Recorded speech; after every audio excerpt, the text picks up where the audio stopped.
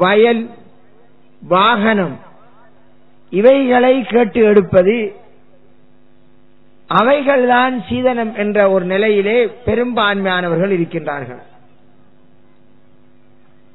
அதனால் திருமணம் நடக்கின்ற போது எங்களுடைய சகோதரிடம் கேட்டால், நீங்கள் சீதனம் வாங்கவில்லையா என்று கேட்டால், இல்லை நான் ஒன்றும் வாங்கவில்லை என்று சொல்லுவார். அப்ப உங்களுடைய வீட்டுக்கு நீங்க கூட்டிக் கொண்டு வாரையலா என்று கேட்டால், இல்ல நான் வைப்புட வீட்டிலான் இருக்கேன் என்று சொல்லுவார். அவருடைய கருத்து சீதனம் வாங்கவில்லை, ஆனா வைப்புட வீட்டிலா நான் இருக்கேன் என்று சொல்லுவார். அப்ப இந்த வார்த்தை பெரும்பான்மையினர் சீதனம் கூடாது, சீதனம் நான் வாங்கவில்லை என்று சொல்லக்கூடிய அதிகமான சகோதரர்கள் இதை சொல்லி நான் சீதனம் வாங்காமல் இஸ்லாமிய முறைப்படி கல்யாணம் முடித்திருக்கிறேன் என்று சொல்லுகின்றார்கள். அவர்களுடைய அந்த கருத்தின்படி மனைவியினுடைய வீட்டிலே இருப்பது, மனைவியிடமிருந்து வீட்டை எடுப்பது சீதனம் இல்லை.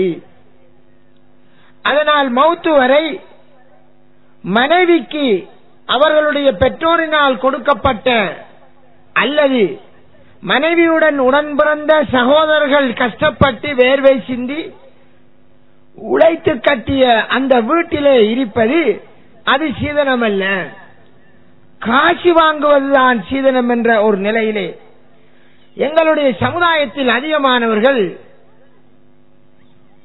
நியாயப்படுத்தி தங்களுடைய செயற்பாட்டை சரி கண்டு வருகின்றார்கள். அன்பிற்குரிய சகோதரர்களே, திருமணத்திலே பெண் தரப்பு மாப்பிள்ளைக்காக மாப்பிள்ளையின் தரப்பினருக்காக பணம் கொடுப்பது, பணத்தை அவர்கள் கேட்டுப் பெறுவது அது பிழை என்ற கொள்கையிலே எங்களில் அதிகமானவர்கள் புரிந்திருப்பதால் நான் அதை பேச தேவையில்லை.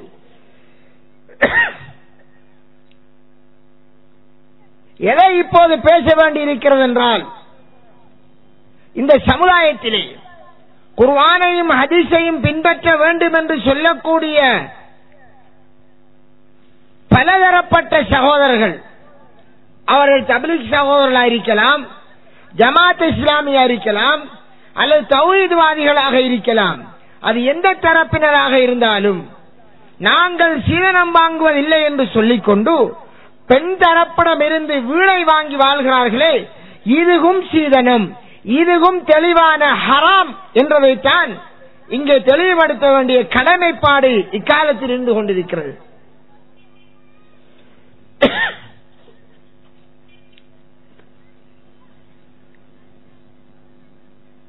வெளியூர்களிலே, இந்த கிழக்கு மாகாணத்தை தவிர உள்ள ஊர்களிலே, கண்டியோ கொழும்போ குர்நாகலோ மற்றும் உள்ள ஊர்களிலே ஒரு சகோதரர் திருமணம் செய்வார். திருமணம் முடிந்ததும் சில தினங்கள் தன்னுடைய தேவைக்காக அல்லது மனைவியினுடைய தேவைக்காக தன்னுடைய மனைவி இருந்த வீட்டிலே, தன்னுடைய மாமனாருடைய வீட்டிலே ஒரு சில மாதங்கள் தங்கி இருப்பார், அல்ல ஒரு சில வருடங்கள் தங்கி இருப்பார். அவருக்கும் ஒரு பிள்ளை கிடைத்தவுடன் என்ன செய்கின்றார், அவர் வீட்டொன்றை வாடகைக்கு அமைத்து அந்த வீட்டுக்கு போய்விடுகிறார், அல்லது ஒரு வீடொன்றை சொந்தமாக கட்டி எடுத்து போய்விடுகின்றார், அல்லது தன் தாயின் வீட்டுக்கு அழைத்து செல்கின்றார். இவ்வாறான ஒரு நடைமுறை இருந்து வருகிறது. பெரும்பாலும் இந்த பிரதேசங்களில் உள்ளவர்கள் இவ்வாறு செய்கின்றார்கள். தன்னுடைய மனைவியினுடைய வீட்டிலே தற்காலிகமாக தங்குவார்கள், அதனுடன் அவர்கள் சில மாதங்களில் வெளியிறங்கி விடுவார்கள். காரணம், அவர்களுக்கு நிச்சயமாக தெரியும் இந்த வீடு எனக்குரியதல்ல, என் மனைவிக்கும் சொந்தமானது அல்ல, இது என் மனைவியினுடைய தகப்பனுக்கு சொந்தமானது, இந்த வீட்டிலே எல்லோருக்கும் பங்கு இருக்கிறது, எனது மைத்துனனுக்கு எனது மதினிக்கு எல்லோருக்கும் பங்கு இருக்கிறது, என் மாமியாவுக்கும் பங்கு வரும், என் மாமனாருடைய சொத்திலிருந்து பங்கு இருக்கிறது, அதனால் தற்காலிகமாக ஏதோ குடும்பத்தான் என்ற அடிப்படையில் நான் தங்கிவிட்டு எனக்குரிய இருப்பிடத்தை என் மனைவிக்கு நான் கொடுக்க வேண்டிய, அவளை இருப்பாட்ட வேண்டிய அந்த இருப்பிடத்தை நான் அமைக்க வேண்டியது எனது கடமை என்று அங்குள்ள முஸ்லிம்கள் உணர்ந்ததால் ஒரு சில மாதங்களின் பின் அவர்கள் அங்கிருந்து வெளியிறங்குகிறார்கள். அவர்கள் யாரும் பெண் தரப்பிடமிருந்து வீடு வாங்கி அந்த வீட்டிலே அமர்ந்து அந்த வீட்டினுடைய உரிமையாளன் மாமனாரை வெளியேற்றுவது கிடையாது. இதை ஏன் சொல்கிறேன் என்றால், இன்று எங்களுடைய முஸ்லிம் சமுதாயத்திலே சீதனம் நாங்கள் வாங்கவில்லை, சும்மா டெம்பரியாக இருக்கிறோம் என்று சொல்லக்கூடிய எங்களுடைய பல சகோதரர்கள் அவர்கள் டெம்பரி என்ற பெயரால் மரண பரியந்தம் இருக்கிறார்கள். என்னென்று கேட்டால், அது மனைவியுடைய வீடுதான், எனது வீடு அல்ல, நான் தற்காலிகமாக இருக்கிறேன், எனக்கு தேவை ஏற்படுகின்ற காலங்களிலே வசதி வார காலங்களிலே நான் போவேன் என்று சொல்லிக்கொண்டு 40 வருடத்தை 50 வருடத்தை அவர் கிழவனாய் மரணிக்கும் வரை அதிலேயே கழித்து விடுகின்றார். அவர் தன் மனைவிக்கென்று அவர் செய்ய வேண்டிய அந்த கடமைப்பாடு, அவர் மீது அல்லாஹ் சுமத்தாட்டிய அந்த கடமைப்பாடை அவர் அப்படியே விட்டு விடுகின்றார், அதை மறந்து விடுகின்றார்.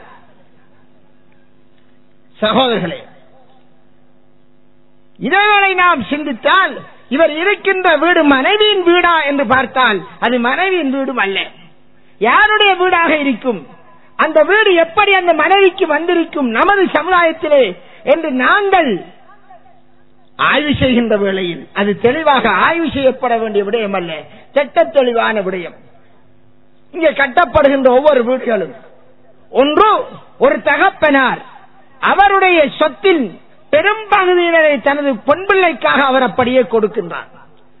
பெண் பிள்ளையை வாழ வைக்க வேண்டும், அவளுக்கு திருமணம் செய்வதென்றால் வீடு இருந்தால் தான் இவர்கள் திருமணம் செய்வார்கள். எனவே அவளுக்கு ஒரு வீடை நான் கட்டி கொடுத்து என் மீது கடமையாகிவிட்டது என்ற சிந்தனை அவருடைய உள்ளத்திலே வந்தால், அவர் பெண்ணுக்கு வீடு கட்டுவதை ஒரு பாரிய கடமையாக ஏற்படுத்தி அவர் கட்டுகின்றார். எந்த சொத்திலிருந்து கட்டுகிறார்? தனது ஆண் பிள்ளைகளுக்கு கொடுக்க வேண்டிய சொத்துகளையும் கொடுக்காமல் அவர்களுக்கு சேர வேண்டியதையும் சேர்த்து அதிலே போடுகின்றார். அவரிடத்தில் சொத்து இல்லை என்றால், அவரிடத்தில் போதுமான சொத்து இல்லை என்றால், அந்த வீடை கட்டுவதற்காக அவருடன் பிறந்த சகோதரன் அதற்காக வேண்டிய கடமையை தன் மீது சுமக்கின்றான்.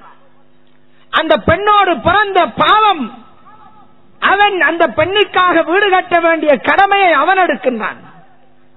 அதற்காக தான் பல சிரமத்துக்கு மத்தியில் வெளிநாடு செல்கின்றான். வெளிநாடு சென்று கஷ்டப்பட்டு அவன் பல லட்சம் ரூபாய்களை சேர்த்து அனுப்புகின்றான். அதன் மூலமாக இந்த வீடு கட்டப்படுகிறது. இங்கு 2 பாரிய பிழை. ஒன்று தகப்பனார் செய்கின்ற பிழை, இரண்டாவது சகோதரன் செய்கின்ற பிழை. தகப்பனார் தனது சொத்தை இஸ்லாம் சொன்ன சட்டத்திற்கு மாற்றமாக குர்ஆனில் எப்படி ஒரு சொத்து பங்கிட வேண்டும் என்று சொல்லப்பட்டிருக்கிறதோ இந்த சட்டத்திற்கு மாற்றமான முறையிலே அவர் பிள்ளைகளுக்கு சொத்தை அங்கே பங்கீடு செய்கின்றார். பெண் பிள்ளைகளுக்கு அவருடைய சொத்தை பெரும்பாலும் அப்படியே கொடுத்து முடிக்கின்றார். அல்லது முழு சொத்தையும் கொடுத்து விட்டு ஆண் பிள்ளைக்கு எதுவும் கொடுக்காமல் யாருடைய சொத்தையேனும் அவர் தேடி எடுக்கின்ற நிலைக்கு தள்ளி விடுகின்றார். அதனால் இந்த தகப்பனார் நரகவாதியாகின்றார், அவர் ஒரு அநியாயக்காரராக ஆகின்றார், அவர் ஒரு பாவியாக ஆகின்றார். இந்த பாவமான காரியத்திற்கு யார் பொறுப்புதாரி? இந்த பாவத்திற்கு பொறுப்புதாரி யார்? இந்த பாவம் யாரை தாக்கும்? எவரெல்லாம் இதற்கு வகை சொல்ல வேண்டும்? இரண்டாவது, அந்த சகோதரன் அவன் தனக்கு சேர வேண்டிய சொத்துக்களை தங்கைக்காக விட்டுக் கொடுத்தான். விட்டுக் கொடுத்தது மட்டுமில்லாமல் தனக்கென்று தான் உழைத்த சொத்தை மீண்டும் தன் தங்கைக்கு வெளிநாட்டில் இருந்து அனுப்புகின்றான் அல்லது உள்நாட்டில் இருந்து சேர்த்துக் கொடுக்கின்றான். அவனுக்கு எந்த கடமையும் கிடையாது. உடம்பிறந்த சகோதரனுடைய சொத்தில் இருந்து சகோதரிக்கு எந்த சொத்து உரிமையும் கிடையாது. சகோதரனின் சொத்திலே இஸ்லாமிய சட்டப்படி எவ்விதமான உரிமையும் சகோதரிக்கு கிடையாது. இவ்வாறு அல்லாஹ் எந்த சொத்துரிமையும் வழங்காத பட்சத்திலே அந்த சகோதரனுடைய சொத்து, அந்த சகோதரன் இவளுடன் பிறந்தார் என்பதற்காக வேண்டி அவன் உழைக்கின்ற சொத்தை எல்லாம் இந்த பெண்ணுக்கு ஒரு வீடு கட்டுவதற்கு செலவழிக்கிறான். அப்ப அவனுக்கு 2 அநியாயம். ஒன்று, அவனுக்கு பெற்றோரால் சேர வேண்டிய சொத்து கொடுக்கப்படவில்லை. இது அவனுக்கு கிடைக்கப்பட்ட ஒரு பெரிய அநியாயம். இரண்டாவது, அவன் கஷ்டப்பட்டு உழைத்த அந்த சொத்தினை சகோதரிக்கு உரிமை இல்லை. அந்த சொத்து மீண்டும் அவளுக்காக வேண்டி கொடுக்க வேண்டிய ஒரு மத்பந்தமான நிலைக்கு தள்ளப்பட்டான். இதற்கு காரணம் யார்? இவ்வாறான ஒரு அநியாயத்திற்கு பொறுப்புதாரி யார்? இதற்கு வழிவகுத்தவர்கள் யார்? அன்பிற்குரிய சகோதரர்களே, மொத்தத்தில் இந்த ஊடு யாருக்கு உரியது? அந்த பெண்ணுக்குரிய சொத்திலிருந்து கட்டப்படவில்லை. அநியாயமான முறையிலே மைத்துனன்மாருக்கு சேர வேண்டிய சொத்துகளில் இருந்து மாமனார் வீடை கட்டினார். மைத்துனன்மார் அவர்களுடைய சொத்திலிருந்து வீடை கட்டினார்கள். இப்போது மாப்பிள்ளையான நான் என்ன சொல்கிறேன்? என் மனைவியுடைய வீட்டில் டெம்பரியாக இருக்கிறேன். அன்பிற்குரிய சகோதரனே, மனைவியின் வீட்டில் டெம்பரியாக இருக்கிறதா அல்லது நீயாக வீடு கட்டுவது உனது கடமையா? வீட்டின் பொறுப்பு யாருடைய பொறுப்பு? இஸ்லாமிய சட்டத்திலே இஸ்லாம் காட்டி தந்த பெண்ணுரிமையிலே ஒரு பெண்ணை பெற்றவர்களுக்கு பெண்ணை திருமணம் செய்கின்ற விடயத்தில் எவ்விதமான பொறுப்பும் எவ்விதமான பொருளாதார கஷ்டமும் கிடையாது. இதுதான் குர்ஆனும் ஹதீஸும் சொன்னது. ஒரு பெண் வீட்டிலே இருந்தால் அது பரக்கத், 2 பெண் இருந்தால் பரக்கத், 3 பெண்கள் இருந்தால் அந்த வீட்டிற்கு பரக்கத் என்று நினைக்க வேண்டும். அவ்வாறான ஒரு நிலையைத்தான் ரசூலுல்லாஹ் எங்களுக்கு காட்டித் தந்தார்கள். ஆனால் ஒரு பெண் ஒரு வீட்டிலே வந்து விட்டால் அது ஒரு பாரிய சுமை, அது ஒரு முசீபத் என்ற நிலைக்கு நாங்கள் இப்போது வைத்திருக்கிறோம். ஏன்? அவளுக்காக கஷ்டப்பட்டு வீடு கட்ட வேண்டிய நிலை. அதனால் கஷ்டப்பட்டு வீடு கட்டிய அந்த சகோதரன் அவன் தனது சொத்தை எல்லாம் பல லட்சம் ரூபாய்களை, 20 லட்சம் 30 லட்சம் ரூபாய்களை கஷ்டப்பட்டு வெளிநாடுகளில் நின்று கொண்டு ஒவ்வொரு வீட்டிலும் சென்று கார் கழுவி ரோட்டிலே குப்பை அள்ளி இவ்வாறு கஷ்டப்பட்டு உழைக்கின்ற சொத்துகள், டிரைவர் வேலை பார்த்து அந்த ஊரில் நம்ம சொந்த ஊரில் அந்த வேலை பார்க்க மாட்டார்கள். நாய்க்கில்லாத மரியாதை, நாய்க்குரிய மரியாதை கூட அங்கே மனிதனுக்கு கொடுக்கப்படாத நிலையில் எத்தனையோ சகோதரர்கள் அங்கே கேவலப்படுத்தப்படுகிறார்கள். இந்த நிலையிலே கஷ்டப்பட்டு அவர்கள் உழைத்த காசை அவர்கள் அனுபவிக்க முடியாமல் அவர்கள் இங்கே வீடு கட்டுவதற்கு செலவழித்து விடுகிறார்கள். அதனால் தனது சொத்து பிழையான முறையிலே தன்னை விட்டு அபாரிக்கப்பட்டனால் அவன் தன் வாழ்க்கைக்காக வேறு யாருடைய சொத்தையும் அபகரிக்க வேண்டிய நிலைக்கு அவன் தள்ளப்படுகிறான். அதனால் அவன் நாட்டுக்கு வந்ததும் தன்னை போன்று எவராவது இப்படி ஊடு கட்டி வைத்திருப்பார்கள். தனது சொத்தில் அல்ல, வேறு யாருடைய சொத்திலிருந்தும் கட்டி வைத்திருப்பார்கள். எனவே அது போன்ற ஒரு நிலையை அவன் தேடி போகிறான். இதனால் இந்த பாவம் ஒன்றோடு ஒன்று பின்னி பிணைந்து போகிறது. ரசூலுல்லாஹி ஸல்லல்லாஹு அலைஹி வஸல்லம் சொன்னார்கள், ஆதத்துடைய மகன் அலைஹிஸ்ஸலாம் அதுல யார் முதலாவது கொலை செய்தாரோ, கொலை வழக்கை தன் சகோதரரை கொலை செய்து கொலை செய்கின்ற கலாச்சாரத்தை உருவாக்கினாரோ அவருக்கு கியாம நாள் வரையும் யார் யாரெல்லாம் கொலை செய்யக்கூடியவர்களாக இருப்பார்களோ அவர்களை போன்றது ஒரு பங்கு போய் சேரும். ஏனென்றால் கொலை செய்கின்ற வழக்கை, அந்த வழிமுறையை சமுதாயத்தில் நடைமுறைப்படுத்தி காட்டியவர் சகோதரர்களே. அதனால் இங்கே மைத்துனன் தான் திருமணம் செய்திருந்து ஒரு மனைவியினுடைய வீட்டிலே நான் வாழ்கிறேன், அவளுடைய வீடு அல்ல, பிழையான முறையிலே அவளுக்கு கொடுக்கப்பட்ட வீடு. நான் எனது கடமையை மறந்ததால், என் கடமை என்ன? எனக்குரிய வீடை, நான் என் மனைவியை குடியிருப்பாட்ட வேண்டிய வீடை நான் கட்ட வேண்டும்.